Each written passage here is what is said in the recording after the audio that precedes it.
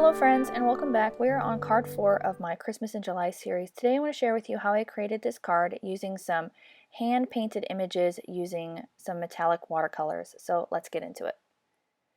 Today I'm going to be using this stamp set from Simon Says called Merry Christmas. It's a very nice elegant stamp and I'm going to be using some Stonehenge Coldpress black watercolor paper. This is my first time using some black watercolors. I was really thrilled with it. And I'm also going to be using my Art Philosophies metallic watercolor set today. And that's it. That's all we're going to be doing with a little bit of cardstock to finish up the card. Now this card is it's not very long. It didn't take me very long to create it either. I'm just stamping down this image using some Versamark ink, and I'm going to be using some Simon Says Antique Gold Embossing Powder.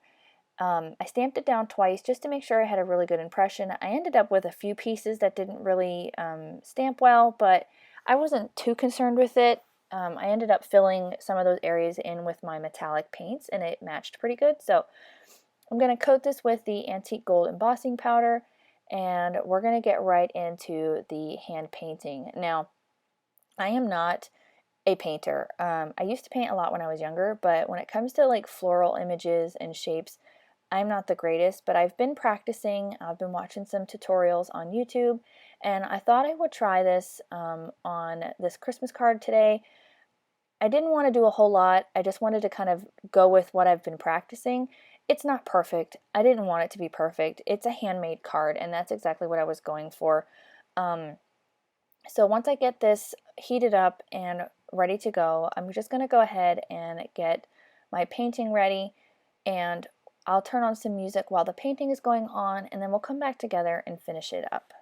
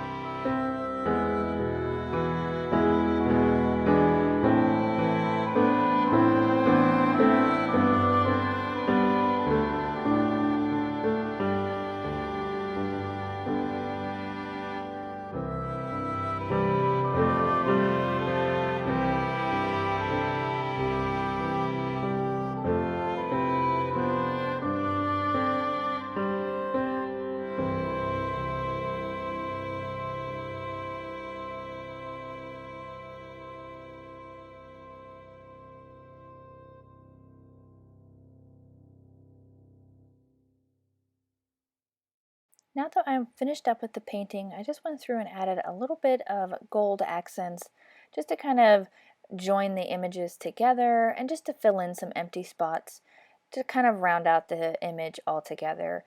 I'm going to take that same gold and I'm going to go through this heat embossed areas that kind of got missed, and I'm just going to fill them in with that same gold. It matched pretty closely and you can't really tell the difference, and I think it really kind of helps clean all that up. And I hit it with my heat gun so it was nice and dry, because I'm going to take the largest from the A2 layers. Well, I guess it's not the largest one. The second to largest one is the one that I use. A2 layers dyes from Waffle flour, and I'm going to run it through my die cutting machine, and we're going to get it mounted to some Neenah 110-pound cardstock. And I didn't want to add anything else to this. I had thought about adding maybe some dimensions, some sequins, or anything like that, and I decided I just wanted to leave it the way it was. There was a nice shimmer on it with the metallic paints, and I wanted it just to stand out the way that it was. Now, I know it's not like a perfect painting. I'm still learning, I'm still practicing, but I think that the handmade nature of it, hand painted, all of that, is really nice, and whoever receives this card, I think they will enjoy it anyway. I wanted to add just a little bit more gold to the card, and I found a piece of this gold cardstock. I think it's made by Tonic, in my stash, and I decided to add that as a matte behind the black, just to kind of add a little bit more to it. Now, I thought about taking my panel and just running along my embossing ink pad and doing that, but I decided I like to use this cardstock instead, just to kind of lessen the amount of embossing that I've got going on. And I'm just going to mount it to the card base using some 3M foam tape, just to give it just a little bit of dimension. And because I used watercolors, I mean, this watercolor paper is really thick, so it didn't warp, and I didn't use a ton of water, so I wasn't really worried about the paper warping at all. I just wanted to add a little bit of dimension because this is a flat one-layer card.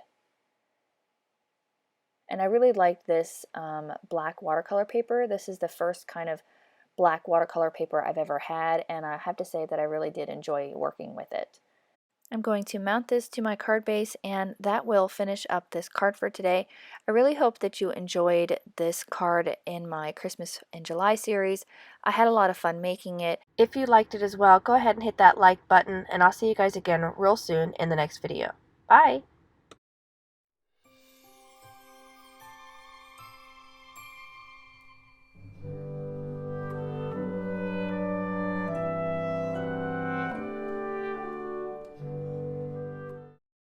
On screen, I've got a few videos that I think you'll enjoy. Consider hitting the subscribe button so you don't miss out on any more videos at my YouTube channel.